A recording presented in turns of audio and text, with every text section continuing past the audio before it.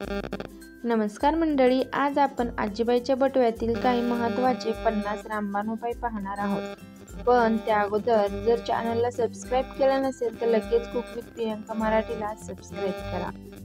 1. आपल्या आयुष्यातील थोडासा वेळ जरी स्वतःसाठी दिला पाहिजे. फक्त काम, जबाबदाऱ्या, पैसे यांच्या मागे न जाता थोडेसे आयुष्य स्वतःसाठी जगले पाहिजे. कारण कोणास ठाऊक आज आपण आहोत, उद्या राहणार नाही. त्यामुळे एवढेसे किंवा एवढे सुंदर आयुष्य मिळालेले आहे, त्यातले काही क्षण तरी स्वतःसाठी घालवावेत. मान्य आहे, पैसा जगण्यासाठी महत्त्वाचा आहे, परंतु पैशाने आपल्याला आयुष्यात सर्व काही विकत घेता येत नाही. 2. ज्यांना डोळ्याची आग होत असेल त्यांनी काकडी किंवा बटाट्याचे गोल स्लाइस करून किंवा डोळ्यावर कापून ठेवावेत.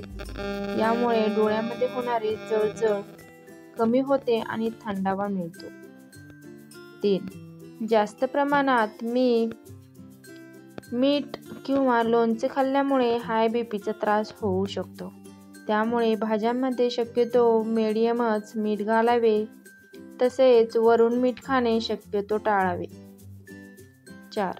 ग्लासभर कोमट दुधात 1 चमचा तूप मिसळून पिल्याने शरीराला भरपूर फायदे मिळतात. 5. दूध आणि मिठाचे पदार्थ एकत्र खाल्ल्यामुळे त्वचेसंबंधीचे आजार होऊ शकतात. 6.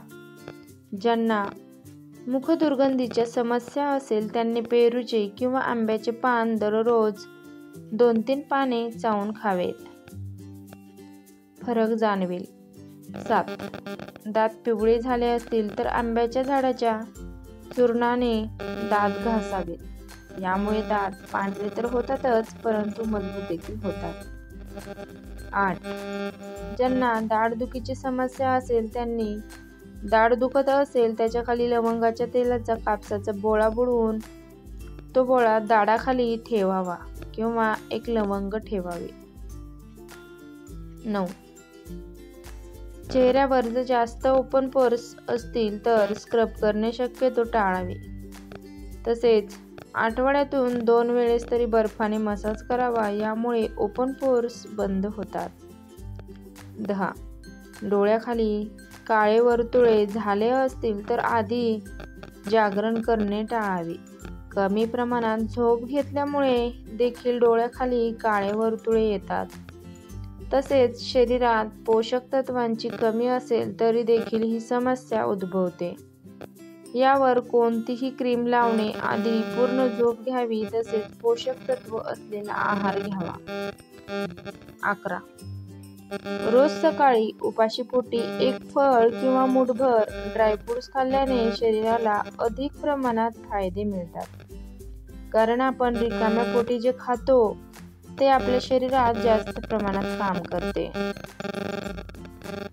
12. नारळाच्या सेवनाने पित्त आणि वातदोष दूर होतात. तसेच शारीरिक स्ट्रेंथ वाढते आणि हाडांना मजबूती देते. 13. ज्यांना अजिबातच भूक लागत नाही त्यांचे जेवणाआधी 1 इंच अद्रक आणि सेंधव मीठ खावे. यामुळे लगेच भूक लागते. 14.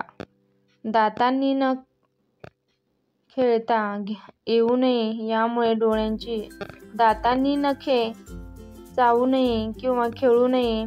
यामुळे डोळ्यांची दृष्टी कमी होते. 15.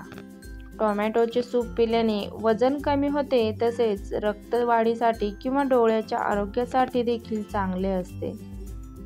16. लिंबाचा रस जास्त निघण्यासाठी त्याला थोडा वेळ गरम पाण्यामध्ये ठेवावे. 17. जास्त प्रमाणात आंबवलेले पदार्थ जसे की इडली, डोसा, आप्पे खाल्ल्याने हाडाचे कॅल्शियम कमी होते. 18. शेंगदाणे भाजताना कमी गॅसवर भाजावेत. मोठ्या गॅसवर भाजले तर शेंगदाणे वरून भाजले जातात पण आतून कच्चे राहतात. 19. वारंवार शिंका येत असतील तर डोके खाली करावे. यामुळे शिंका लगेच थांबतात. 20. सर्दी झाल्यावर शक्य तितके गरम पाणी प्या. सर्दी बरी होऊन घसा मोकळा होतो.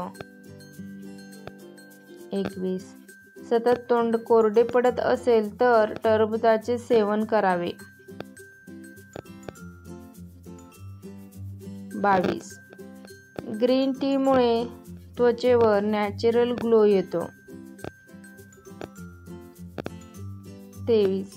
केस मजबूत करण्यासाठी आवळा पावडर आणि भृंगराज पावडर मिक्स करून त्याचा मास्क लावावा. 24. मासिक पाळीमध्ये कमी रक्तस्राव होत असेल तर कोमट पाणी प्यावे. यामुळे रक्तस्राव सुरळीत होतो. 25. अति प्रमाणात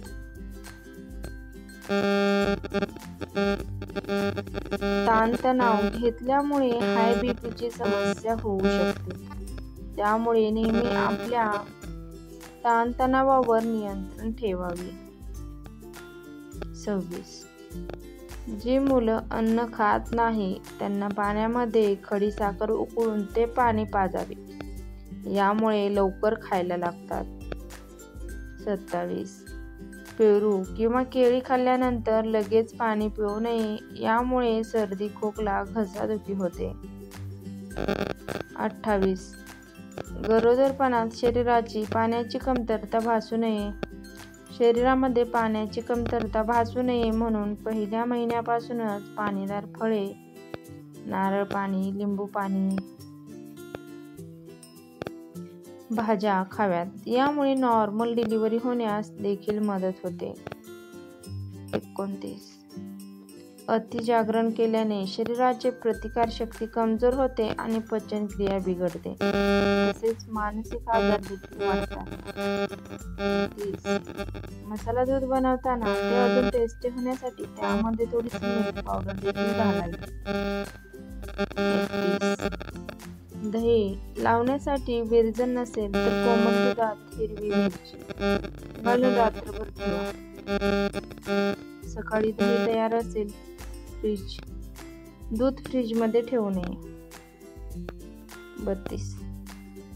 ज्या स्त्रियांना मूळव्याधाचा त्रास असतो त्यांनी मसाले, तिखट, बाजरी, नॉनव्हेज यांचे सेवन टाळले पाहिजे. यामुळे मूळव्याध मध्ये आराम मिळतो. 33. थोडीशी कॉफी पावडर आणि कोरफडीचा गर एकत्र करून चेहऱ्यावर लावल्याने चेहरा चमकदार होतो. 34. आयब्रोचे केस दाट आणि काळेभोर होण्यासाठी त्यावर दररोज रात्री थोडेसे खोबरेल तेल लावावे. 35. सर्दी झाल्यावर शक्य तितके गरम पाणी प्या. सर्दी बरी होऊन घसा मोकळा होतो. 36. सतत तोंड कोरडे पडत असेल तर टरबूजाचे सेवन आठवड्यातून 2-4 वेळा किंवा 4-5 वेळा तरी करावे. 37. नॉर्मल डिलिव्हरी व्हावी असे वाटत असेल तर 9व्या महिन्यात एरंडेल तेल घ्यावे. यामुळे नॉर्मल डिलिव्हरी होण्यास मदत होते. 38. मुरब्ब्याचा पाक उरल्यास त्यात अननसाच्या फोडी वाफवून घालाव्यात. वेगळ्या चवीचा मुरब्बा तयार होतो. 39.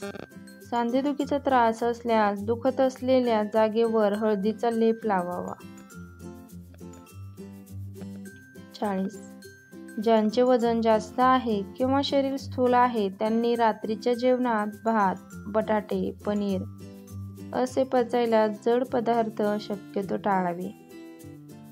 41. काजू, बदाम, अक्रोड भाजून थंड करून हवाबंद भरणीमध्ये ठेवा. त्यामुळे ते खवट होणार नाही आणि तसेच ते कडक राहतील. 42. कोणताही मासा धुताना पाण्यात लिंबाचा रस टाकून मासे चांगले चोळून धुवावेत. म्हणजे माशाचा शिळेपणा व वास कमी होतो. 43. जास्तीची डाळ शिजवली गेली असेल तर पराठ्याचे पीठ मळताना त्यामध्ये टाका आणि पराठे बनवा. हे पराठे अधिक पौष्टिक आणि चविष्ट होतील. 44. नेहमी शेपूची भाजी खाऊन कंटाळा आला असेल तर कधी कधी शेपूचे वडे किंवा थालीपीठ बनवावे. 45. 1 चमचा आवळ्याच्या रसात कारल्याचा रस मिसळून रोज प्यावे. मधुमेहासाठी चांगले असते.